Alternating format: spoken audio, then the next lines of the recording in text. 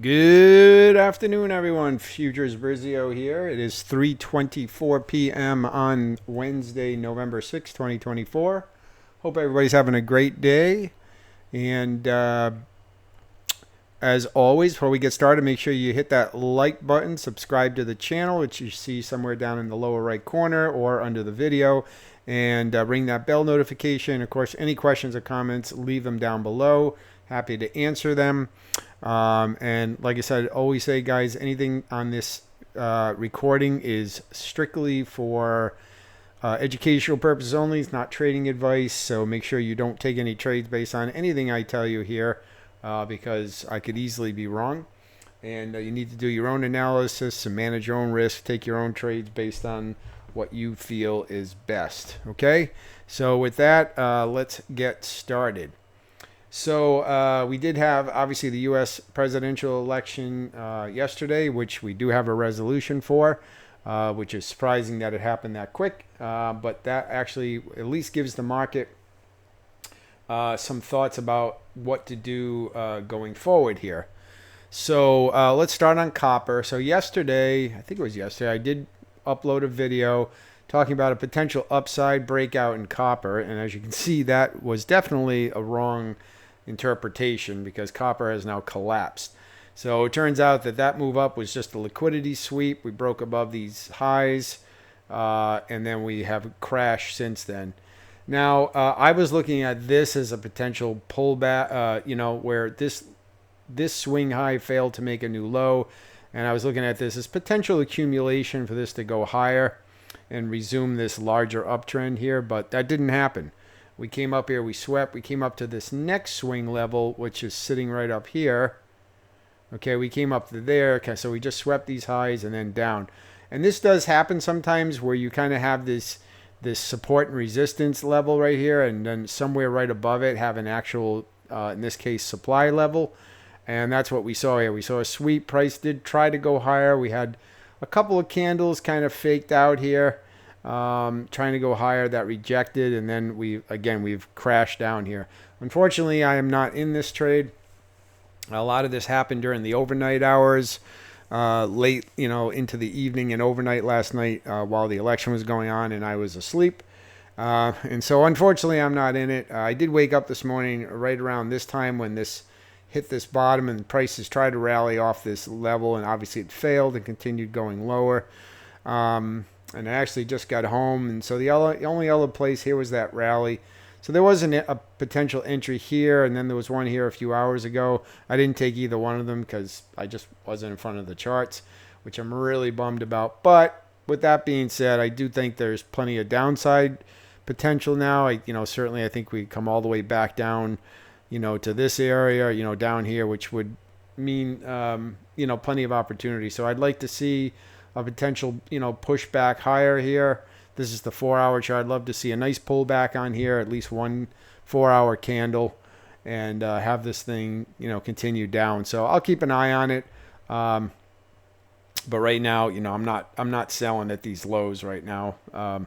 It just wouldn't be a good risk reward because there probably is going to be a more substantial pullback here at some point. So I'll sit and wait, but copper definitely appears to tank here. I'm not exactly sure. I'm sure it is tied to the election. The only thing I can really kind of point to is obviously, something like copper is, one of the elements potentially in, electric vehicle batteries and kind of renewable green stuff. And with Trump winning the election, then potentially that kind of stuff will fall a little bit more by the wayside. So maybe it's more of just a projection of supply and demand for copper. I don't know. That's the only thing I can think of. So, or, they just use the election as a catalyst to continue a downtrend that was going to happen anyways. And this was just a liquidity sweep to continue down. So anyways, my kind of shorter term bias on copper to the long side was wrong. And it is heading lower now, and I do expect to see lower prices. And I'll wait to enter on, a pullback at some point, but obviously it's not going to be today. So, all right, so we'll move on to crude oil. So crude oil, you can see I am holding a long here. And again, I think with crude oil, it's almost the opposite of from a fundamental standpoint that I said what would happen, with copper. If demand for copper falls due to a reduction in demand for green energy type stuff, well, oil would be the opposite then, because if you continue to push more, if you anticipate further economic growth and use of oil as a primary energy driver, whether it be gasoline or crude oil for production or energy or whatever, then that's going to force up demand for oil. And so, we did have price rallying here. This is the 4-hour chart. Then we came all the way down earlier today and tapped this. This was the low that was put in when the market reopened this past Sunday, when we had that big gap open at the opening. So price came all the way down, kind of retapped that area down here, this imbalance down here, and then started pushing higher. So I didn't see this initially because, again, I wasn't home, but I took a chance because with this big long wick, I felt like, even though this is not a great risk to reward ratio, I do feel like this does have the potential to go higher. Inside of this rectangle, we do see, higher lows and higher highs forming. So could be wrong, but obviously there was a lot of buying and rejection off of this area right here for any short positions. And again, from a fundamental standpoint, it might be more attuned to, future oil demand. So we'll see what happens with oil, but I am going to, hold that long for now. And then we flip over to NG, to natural gas. I am holding a long here too. This one's a little bit more risky just based on, where natural gas is sitting. But again, I'm looking at, a very impulsive move up here with this candle. Then we came all the way back down. As I said yesterday, on yesterday's video, I had this line drawn right here on the short time frame. I think I had this drawn on like a 5-minute time frame. And I said I wouldn't be surprised if price goes, I was looking at price retracing at least to this area. At the time it was above it, and I said it's probably going to go, I wouldn't be surprised if it breaks lower, but as long as it doesn't take out this area down here, then I felt like it was still a comfortable place to buy from. And so it did come all the way down and tap this again. We had another big rejection. This is the 1-hour chart. And so I did get in. I did not get in down here again. This happened while I was not in front of the charts. But I do feel like this has potential to go high. Now, we might see a significant pullback. I do have a pretty big stop loss on this. But if this does go higher, it has a lot of potential to go much higher. And again, it could follow oil in terms of, just anticipated demand. And so, at least back up to these highs is a good place to look. So we'll see what happens. If we clear this high, then I will more than likely, I'm going to add to this position. But I have a small position on right now. But like I said, if we clear these highs, then I'll probably be more likely to add to this position. And I do think it will go higher. I don't really think there's any, while we probably will run into some selling if it makes it up to like this level, I don't think that's going to be enough to turn it around. We do have some imbalance sitting above here. So, again, I'd be looking at prices getting, at least up into this area right here, if not back to these highs. And so that's a pretty decent way off that it would take probably at least a couple of days, even on a rally, for it to get up there. So again, cautiously bullish on natural gas just to kind of follow oil. So on to gold. And again, as I said yesterday, with the election, it was probably going to be some uncertainty. We've now clearly broken through this support level right here. So the next level to look at is down here at this previous larger high time frame swing. There is a little smaller area, maybe right here, and you can see price actually is binding up in that area. So this is an area right here too. But these are kind of the areas I'm looking at. I'm at this point, given the fact of how far it's fallen today, I don't know. I mean, gold's been on a tear. I mean, let's face it. Gold's been on a real tear. I mean, look at this. Even on this futures, I mean, it's been going up since at least this summer. So this goes back to June. And, this is futures. If we go over and look at the cash chart of gold, which I don't have it up here, we could see, how much more it is. Let's see. Can find gold on here. Sorry, guys. Should have had this up here. But let me just see, just find gold as a CFD. Yeah, maybe we'll try this one. Let's see what that looks like. Yeah, so we can use this. And you can see gold has really been, moving higher here for quite a while. I mean, look at this. I mean, this uptrend started back in, really this uptrend started back in 2018. Kind of took a breather here for, from about the summer of 2020 through this past September. No, actually September of last year. Kind of ranged for a while, but now it's been basically on a tear since then. So, you have to kind of respect that uptrend in gold. So we'll see what happens. If we zoom out, this is the 12-hour futures chart. This clearly is the, a key support level down here. So if it breaks through here, where this little smaller demand zone that you can see more on a short time frame, I'm not sure how good this one's going to be. I think it will go right through there. Then, a run back down into here as a short-term target would probably be good. And if it breaks through there, then, that could be the end of the rally. We could see a much larger correction in gold. So I do anticipate gold will go lower. It's just a question of, how resilient is this uptrend going to be? Is it going to just end now? I mean, this is really the biggest pullback it's had in quite a while. If we go back to the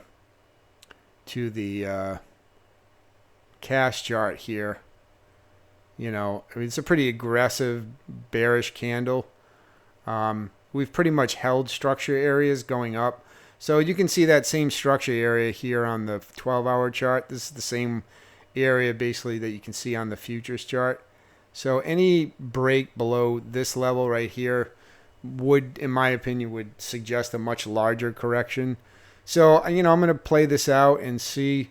If I do take any shorts right now, it would probably be a short term, like on a pullback through, if it gets through this level, maybe a little bounce, pullback, and then back and trade it down to this level and then kind of see what happens once it gets down here.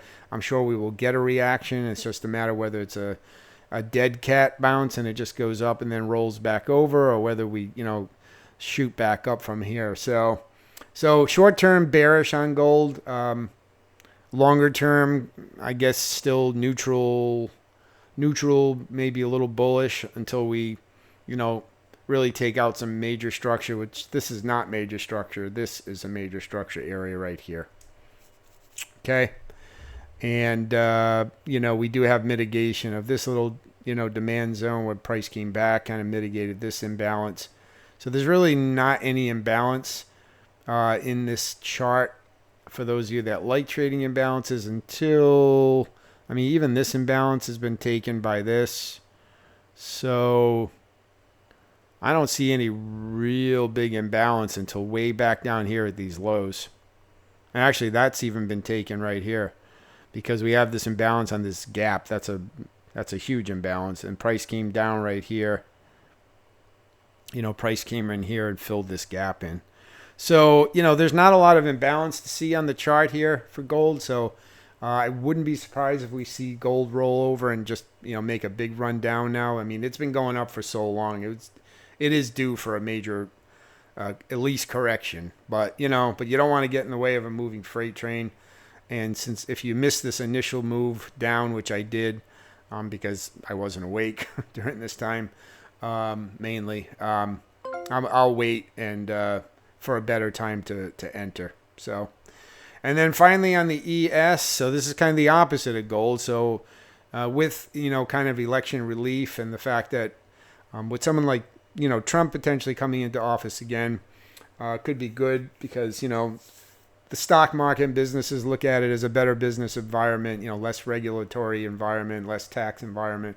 And that's good for the companies that are on the stock market, therefore the market rallies. And so that's what happened. We came down into this zone, consolidated into the election, and you can see it's just been straight up since then. So, yeah, so I mean, if this feeling continues, I think there's absolutely no reason to think the S&P in this case will continue to make higher highs. So, like I've said every time, I don't actively trade this, but if I do, my bias on this certainly will remain to the upside. I just don't see any reason to fight that. So,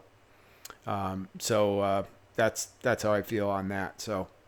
So yeah, so that's it, guys. So copper, I think we'll see more selling in copper. I think we'll see rallying in oil, potentially in natural gas, I hope, for my position. Although we do have like I said, we do have a trend line here, and we could potentially bounce off this and continue lower, because with natural gas, I mean, we are putting in, lower highs and lower lows here, although we do have a failed, lower low right here, put in a higher low.